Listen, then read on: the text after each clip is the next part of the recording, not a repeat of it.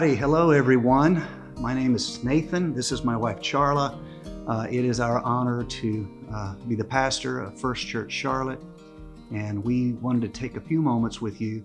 We've been asked a lot to do teaching on marriage, and although we do some of that at the church, very limited time, and often it's something that gets pushed kind of to when you can, and we're trying to be more intentional with that. And so, first of all, we aren't professionally licensed in this. We're simply trying to help and primarily offer spiritual advice as opposed to actual family counseling. You may be in a situation where you need that, and do not think that this is a substitute for that. This is just a help. It is a guide. Also, if you have questions, comments, please comment wherever. Some of you will watch this on, say, Facebook, others will watch on YouTube. Wherever you're at, feel free to comment, to ask questions. We will respond to your questions. We will direct future episodes toward answering some of those questions. But the real goal is we just want to help. That's at the end of the day, that's about as good a thing as we can do. So what are we talking about today, boss lady? We are talking about boundaries today. Which is Lord. It's such a huge topic. It's so big that it's almost like it's overwhelming, really. It's truly overwhelming. And it's like picking your context is super hard with this topic. It's just overwhelming. So, we're just gonna pick a few and go through it and just talk about boundaries itself. And try not to delve off into all of the tar baby issues that could be there, because there's just so many. Right. Honestly. So to start with, I'd like to say that there's a line right here. Yes. And exactly. I expect you to stay on your side of the line. Exactly. And don't be trying to steal I have my Sprite Zero way over here. But we are married, which means what's mine is mine and what's yours is mine. It's all mine. I'm not sure if I should not be doing this, because of advertisement stuff. Yeah, y'all pray for my wife.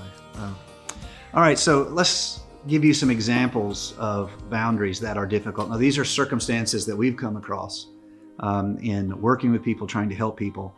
For starters, newlyweds, and one family wants to monopolize all the new couple's time, and so the other family feels like they're being subtly cut out. And these families have to live together, and they have to find a way to get to healthy boundaries. Otherwise, what happens is whichever family with the strongest personalities, they dominate.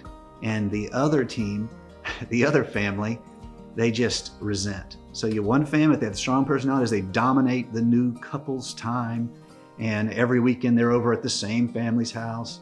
And the other family gets put out to the pasture, so to speak, and rather than get, time, they just get resentment. And there's also sorts of nuances. Oh, absolutely. That, it just can, and it could end up being one spouse resents the other family because they're always present. Right. They're always having an opinion about your relationship. Yeah. So it can just get really nuanced there. Well, the point is, this can very quickly turn into an unhealthy family situation filled with resentment that will not express itself immediately. For a while, it'll seem like everything's going fine, and then one day, kaboom. Anyway, another issue of boundaries is when a couple has their first child, and one of their parents, I would say usually the mother-in-law. It's true. But it is usually the mother-in-law. From everything I've heard and read and seen, being very kind. Right. Neither he nor I have experienced that. No, we have not. And this isn't just us being political, because I'll be honest with you, my mother-in-law thinks I'm the best thing that ever happened to Charla.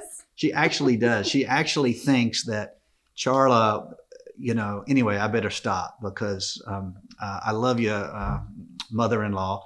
And in the like manner, I want to say on my side of the family. Let me say this instead of you saying Yes. it, because it doesn't come authentic from I need you to stay on your side of the line here. But I have to interrupt. See, like this. did you see that abomination? Anyway, moving along. Okay. My mother-in-law is the most amazing woman I've ever met. She was always so careful not to interject herself in our relationship. When I started having kids, I was 35. So I was very opinionated about things. Oh, I was also a pharmacist already. So I was super opinionated about everything. I knew what I was doing. I was prepared. I was ready. And she just said, okay, you got this. So she was always so, but one thing I thought was amazing about her is like before my kids came along, I asked all of my family who would be taking care of my son to go to CPR. She was excited about it. She may not have been really excited about it, but she acted like she was.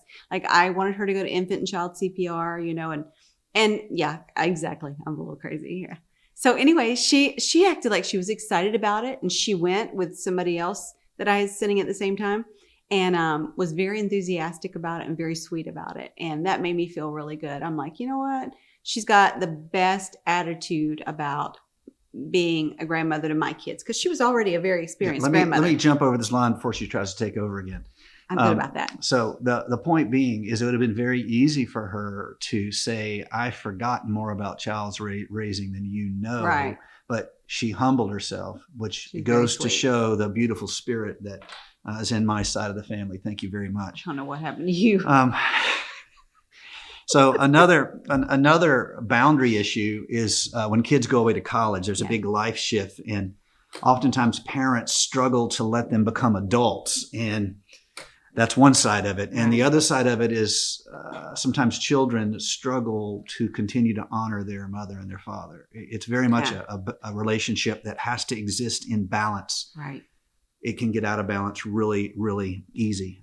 Parents have to let their children become adults, or it is this smothering, repressive relationship. And we may talk a little bit more about that in just a moment. Also, there is the controlling sibling. Yeah, well, we'll get into that. So the thing I want to say about college kids, though, is let's be honest. If you're not paying your own bills, your mom and dad have more say than they will in the future because you're not an adult yet. True. Very true. If they are paying your way, you are not an adult. I don't care how old you are, and you need to respect them. Now, I know that's controversial, and let me restate it because you are an adult, but I think your reasonable right to just draw harsh boundaries is not as much as it would be when you're paying your own way. So somebody somewhere is going to be offended by that. And the final example of siblings that we've dealt with in counseling people, not so much in our lives, but with counseling people, is the issue of the controlling sibling. Sibling rivalries have their own dynamics, and they have to be worked out. And it's just a fact of life. There's no sense, really sucking your thumb over it. You just have to work it out. But that said, oftentimes the closer a family is together, the closer they live together, there will oftentimes be one of the siblings who without meaning to, or perhaps even meaning well, they dominate the room and suck all the oxygen out of it. Well, these are all counseling situations we found ourselves in. But this sounds like, how you expressed it sounds like it's just like when you think of siblings, you think of younger siblings. No. Obviously, no. this we're talking about adult siblings who are married, have their own families, but they come back together, or they live in close proximity. They come back together for the holidays, something like that. And there's always this one child that tends to dominate things. They tend to dominate where the family goes together as a group, what the family does as a group. They may dominate the conversation, interject themselves more than is feels comfortable for the rest of the group. And because you all become adults now, and you all have your own opinions, you all have your own lives that you've lived, and that can be a really, really trying and grating. I do want to say that gets better when you get older, because most people get some wisdom in life and start realizing it's not that big of a deal if we go eat there instead of there. It's just, so that is an added benefit to getting older, I think. So let's talk about what a healthy boundary is. And this is full disclosure. Charlie and I have wrestled with this. This isn't one of those episodes where we don't know what each other's prepared, because we've actually spent almost 2 weeks now talking this back and forth, because there's this tension. And it's like Charla pointed out, on one hand, we're supposed to be good Christians and prefer your brother, your sister. On the other hand, we've got to stay sane so we don't flip out and become the very personification of sin and rage. You understand? There's this tension. So maybe let's first talk about, because it's easier, let's talk about what unhealthy boundaries are. Right. You want to talk about that, Amy? No. No, So- I'm gonna let you do that one. Okay, so the biggest sign is, first of all, you're in a situation where your choice has been taken away from you. Yeah. You are being dominated by someone else's decision making, someone else's choices. They don't come over when you want them to come over. They come over whenever they want to, and then they flip out if you act like you don't want them to come over anytime they want. This is an example of an unhealthy boundary. And so whenever you find the relationship being destroyed by the other person's entitlement, you're in a boundary problem. If it is with, let's just say, in a marriage, there may be boundary issues because one person is deeply, deeply insecure, and they're having to live that out. Now, in a spousal relationship, you have to have a lot more tolerance for boundaries, because the truth is the goal is that these two become one. That's the goal, but in the hard knocks of living, I would challenge anyone to pretend like they have no difference of opinion between themselves and their spouse. Yeah. So these unhealthy boundary is when, like, for example, your spouse always wins when the question is whether or not we have people over, or whether or not the family joins the vacation, or whether or not the neighbor's kids can spend the weekend and you're not. That can be an unhealthy boundary, and maybe will help with how to kind of what then. So if that's unhealthy, where one person's entitlement is destroying the relationship, if that's a sign of an unhealthy relationship. The sign of a healthy relationship would be, in some ways, the opposite of that, and that is, I tried to find the best way that I could say it, and it's basically, I would say it like this. Now, as soon as I say this, I'll later on today think of a better way to say it, but this is where I'm at right now. A healthy boundary is equal distance between what works best for you and what works best for me. It's equal distance. It's not all what works best for you. That is you walking all over what works best for me. And nor is it all what works best for me and me walking all over what's best for you. It's kind of equal distance between what's best for you and what's best for me, with this detail: depending on the nature of the relationship. So what works best, the equal distance between what's worked best for you and what works best for me, with the acknowledgement that all relationships have a certain rightness about them. So if this boundary, in a way, it's a form of compromise. And again, let me just say, don't let people make compromise a bad word for you. I know sometimes preachers do it, and we get all fired up, and everyone's cheering us on. And we're not talking about religious compromise. We're not talking about religious compromise. We're talking about getting along with people and not being a jerk. Because remember, it's not biblically, I don't have time to get into this, but let me just throw this out there.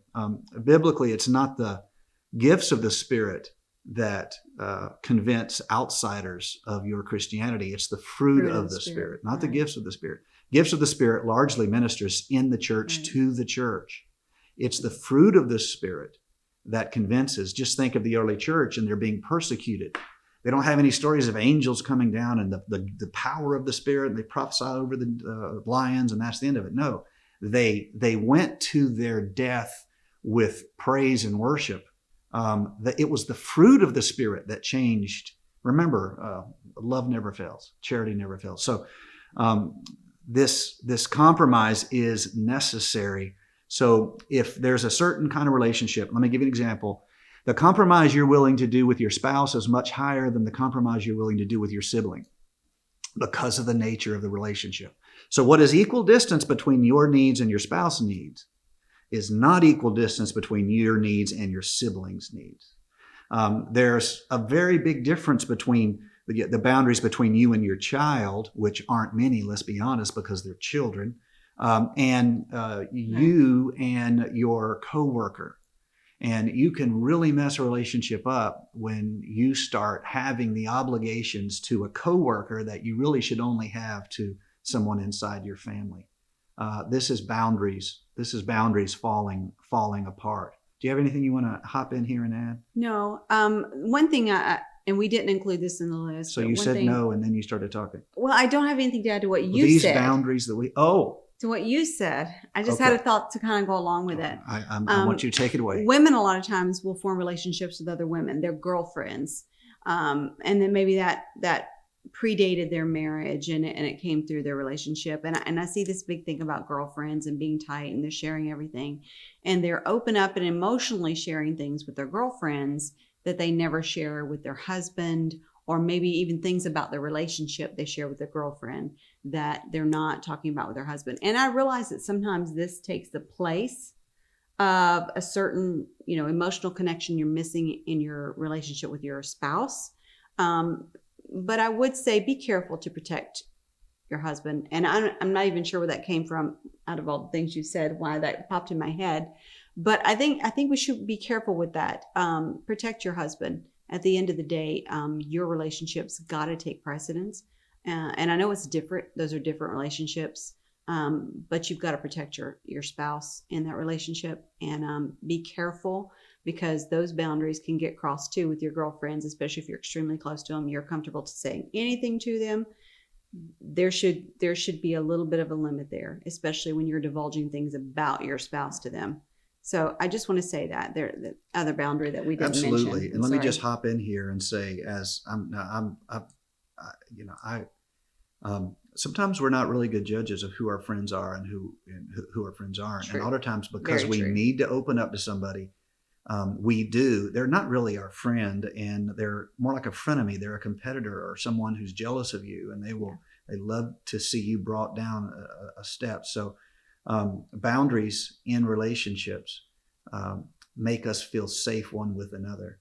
And if your husband or your wife thinks you're going to, tell your boys or your girls stuff that's embarrassing, it's not free. It's not free. Right. It's going to come back and get you later on when you do need to have absolute trust, one with another.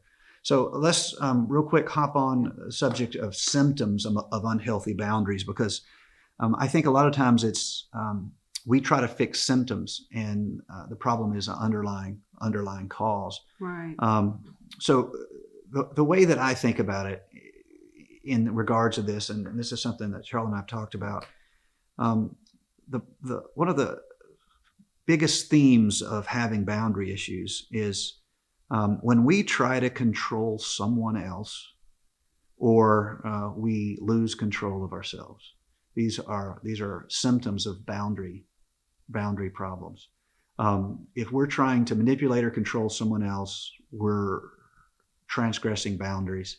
And if we're losing control of ourselves, we are having a hard time with boundaries. And the way this ends up in many cases is just some form of an unhealthy relationship. Yeah. Well, and people may manifest it differently too. They, for men, oftentimes it comes across as rage. They will get angry, temper. They will act out, or even to the point of becoming abusive. And it's all about control, of course. And for women, it can be the same thing. Either they are seeking to control the situation by becoming passive aggressive and shutting down and shutting you out, and literally shutting you out for 3 days. So they are in a sense controlling the situation by refusing to become a partaker or a parlay in that situation at all. But in some cases they shut down for other reasons, because their spouse is being violent, and we don't want to go into Well, all those things. you can too. shut down a lot of times. It's almost like it needs its own episode. You can shut down Yeah. sometimes because your actions don't seem like they matter, and so you just Right. shut down. Right. But if there's sincerity on the part of the other person, you should not punish them. Right. Thank you. With passive He always aggressive. says things so well. But Well, yes, I just think it's that the way legit. that men and women, even men can become passive aggressive as well. Absolutely. And I think a lot of times with men, and you have to correct me if I'm wrong. And no, it's not fair because you don't know. No, you don't know though. You're different than most men. You're different than across most this men. line right here. I need you to get back on this. Get over it. So this is the thing. A lot of men are not comfortable talking about things, sitting down and having a conversation about things, or to them it's a kind of a simple thing. And I relate to that very much. It doesn't seem like it's that complicated to me sometimes, and it becomes a huge deal.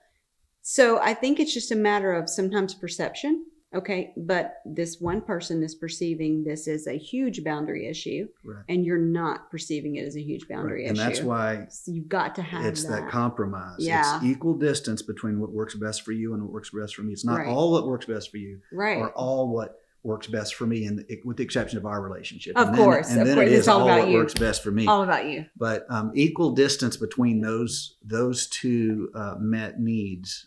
Now, the closer the relationship is, the more that is equal distance. Now, when you change the relationship, now it's a coworker. It's not equal distance between Right. them and you. And you will end up with an unhealthy relationship if you try to do equal distance between. Why? You don't have a covenant or a promise to that person. You're coworkers. So it's much more along the lines, well, if I can help and it works, then I'll help. But I don't owe you. It's not equal distance between us. So that's something to think about. But boundary issues, in my experience, almost always, it's like you don't notice until you're mad.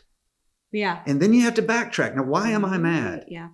Why does that Very true. irritate me? Why am I? And so I think it's fairly safe to say that the symptoms of boundary issues is oftentimes some form of emotional control. And it is emotional problems. It is losing your temper and the like. And so it'll express itself as an inability to say no to others. It'll express itself in all these ways that Charles already mentioned. And the underlying core for someone who's trying to build their life upon Scripture is this. The Bible teaches us self-control, but it never offers us other control. Lord, if more Christians could get that in their head, That's huge. we would have such a better witness to the world in which God has placed us. We're taught self-control, not others' control. And I think one of the best passages on this is in Revelation chapter number 3, where Jesus is speaking to the churches, and he says this. Now, he's author of the universe. I mean, if there's anybody who can break boundaries, it's him. And what does he say? He says, "Behold, I stand at the door and knock." Right. Now, the greatest power, the author and the finisher, Right. God is saying, "I stand at the door and knock. If you would open to me, then I will come in and fellowship with you." And to me, this is foundational to boundaries. We are exercising self-control, not others' control. And so boundaries in our relationships are necessary to healthy relationships. In fact, let me say it stronger than that. And let me say it this way. Control is the antithesis of love. Now, I know everyone likes to talk about, their little baby, and, they don't let that baby play with the rattlesnake. Well, duh. I mean, I don't know why you thought that was a great argument. Of course, they're a baby. You cannot treat an adult like a baby and expect to have a healthy relationship. There's a time when they move past that. That's not, control is very much a patriarchal, you understand what I'm saying? It's patriarchal is not the right word, because it's not primarily built upon the father, but it's a dominant relationship. And I read something Henry Cloud, who's a Christian author, psychologist, he wrote on this. He said, when one person is in control of another, love cannot grow deeply and fully. There is no freedom. So this, I want to refer back to what we were talking about earlier about the difficulty of a parent letting go of control over a child. And it doesn't happen. It doesn't happen at 13. I know that many people perhaps think and wish it did, but it doesn't. But it does happen sometime in as the 20s approach and we move into the 20s. It does happen. If you want your children to love you, you have to find another relationship with them than control. I am always astonished at the good people serving God who have sat in my office and wept because they have such bitterness toward their parents, because of the manner in which their parents have dominated them and sought to control them. So all us parents, as your children move into adulthood, it's important for you to acknowledge that you can be in control if you want, but they're not going to love you for it. Love must be chosen. It's not forced. And so let's end with this because there's always more we can say, and we'll revisit this issue at some point. The topic is huge. Yeah, literally, So let me do this. Where do we start if we realize we're having boundary issues with people we love? Where do we start? And as we usually say, the first thing to do before you take action is to pray. And you don't just need to pray, God, fix it, because this is your garden to tend, and He will help and assist, but you're going to do the work. Right. So we pray not just for God to fix it, we pray for understanding, not simply what is happening, but why is this happening? Because the truth is, and I want to say this very seriously, and I want you to consider it very seriously, you may be part of the problem. I don't mean that ugly. I don't mean that harsh. I say that often about myself and the situations I find myself in. I need to be cautious about what I think I know, because I may be part of the problem. Let me give you an example. There are personality types that they're fundamentally they're a controller, and they're always on the lookout for someone to take care of them, and they gravitate. Which sounds weird. Sounds weird. It sounds weird, but it's true. It's true. And again, this is some of the work of Henry Cloud, a Christian psychologist. They will gravitate toward people with blurry boundaries who will naturally take on too much responsibility in the relationship.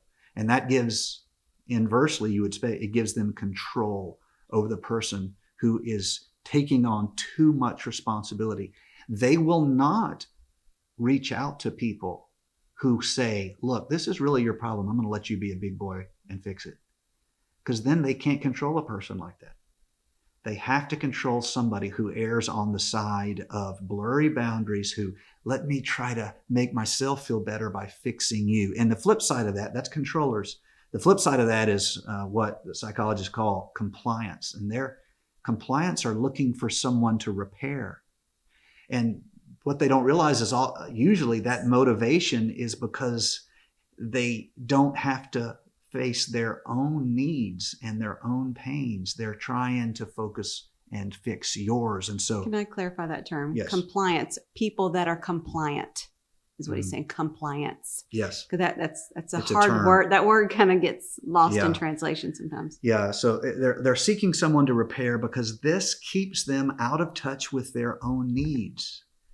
And these types personalities are drawn to each other. But when they come together, oftentimes it is deeply unhealthy. Right. And they, the reason why I bring that up is not because I can fix that in the span of a short talk on this. I bring it up because we need to pray, and we need to say, God, if I am part of the problem, open my eyes. If any man asks, the Lord is faithful. Yes. He will give you wisdom. Amen. You need to pray. And I mean serious pray and say, Lord, I'm not just here begging for a quick fix. This isn't drive-through miracle hour. I need you to help me see so my life testifies of your character. Yes. The child who always needs rescue is no compliment to his or her parent. Right. We don't want to be the child who always needs rescue. We want our choices in our life to testify of the character of the Lord. So first is pray. Secondly, define the nature of the relationship before you decide on your obligations and your commitments. You have high obligations and commitment to a spouse, to a child, slightly less to a sibling and a parent, much less to a coworker. Do you see what I'm saying? What is the nature of the relationship? And do not let yourself be sucked in to boundary issues because you are misunderstanding the nature of that relationship. You have anything you want to hop in here? I do. I know our time's running out. I just want to say that if you are a couple and you're dealing with extraneous people coming, some other situation that is causing the boundary issues, whether it's outside family causing the boundary issues, remember that you are on the same team and attack it together. And sometimes that means you sit down and have a conversation about, okay, how do we engage with your mother or your mother and say, this is not how we need this to happen. It needs to be a joint effort. And sometimes that doesn't come well from one person or the other. Maybe you need to tag team. Maybe you need to do it together. Have a conversation about that. Don't just assume you can handle everything on your own, and quit trying to be, to manage it all. If you are overwhelmed and you've got too much, then reach out to somebody you absolutely trust and say, I'm in this relationship and this is what's going on and I need help. And try to find those people who can help you. So that's kind of a quick summary, because there's so much. There's just literally so much that we could be here all day long talking about it. So just let me wrap up two things. Number one, talk about it, communicate about it before you're furious. Do it without emotion. Yes. In fact, if you need to put the relationship on pause until you can get emotions under control, that's necessary. Why is that necessary? Because the first rule is do no harm. Don't make it worse. And if you try to fix this when you're furious, that's I promise you, you're going to make it worse. I think that is self-explanatory. And finally, talking to that person, if they are a help, talk to them. If they are not a help, make a plan and then follow it. But remember this, you can follow a plan firmly with kindness, just as resolutely as you can follow a plan by raging and lifting your voice. You don't have to do that. You can be just as firm. Yelling does not make you more strong. No. All it does is make it worse. So if you need to make some changes in a relationship, just tell them. And the first thing they probably will do will react with emotion. You have to have some tolerance for that. Give it some time, talk it through. If they have any sense at all, if they have any Christianity at all, they're going to say, oh my, I did not know I was coming across that way. I don't want to come across that way. Right. If they're crazy, and the odds are very high they're crazy. If they're crazy, you're going to need to go through all of these stages of rage and self-defense by attacking you and reminding you of how much you owe them. But remember this, all of those are symptoms of a controller. Yes, very much so. That's all symptoms of a controller. So you may not be able to get out of the relationship. You may be stuck with family that have some of these elements. But I'm telling you, with prayer, with communication, you can come up with a plan, and then you can very kindly and gently and softly be resolute about that plan. So, what you got? I'm trying to be very careful in how I phrase this. I want to say one last little thing, and then I will hush. But I think for women who are looking at getting married, I think this is can be a huge issue. Going into your relationship, you need premarital counseling. Please don't ignore that. Please don't just pretend that, oh, we're going to get here and it's going to be great and it's going to be wonderful. You both need to do some personality assessment with an independent person, not somebody in your family. Independent person, sit down and doing some personality assessment. Talk about how you can resolve conflict, because it is going to come. Right. Talk about how you can, with a professional person, not a family member. I'm going to say that again. If your dad is your pastor, which he and I both dealt with, but we also had independent counsels who helped us also. There's a greater risk. Sometimes you get amazing advice from family, but the risks for abuse do go up. Yes. Because people don't agree on boundaries. They don't. No. And then when you bring up boundaries to someone who's transgressing them, they will react with anger because of the boundaries they have set serve them well. They're just great not in their serving family. you well. They're not good for you. It's great for our family that our kids come here every Christmas and never go to your wife's family's house. You see what I'm saying? It worked great for us, but not for her family. And so that's enough for now. Yeah. We'll revisit this, but again, if you have subjects you want us to talk about, please comment. Anything like that, we'll try to serve you any way we can. And we don't have all the answers, but we certainly are sure about our opinions. And if you doubt that, just ask us and we'll tell you. We love you. God bless you. Have a great week.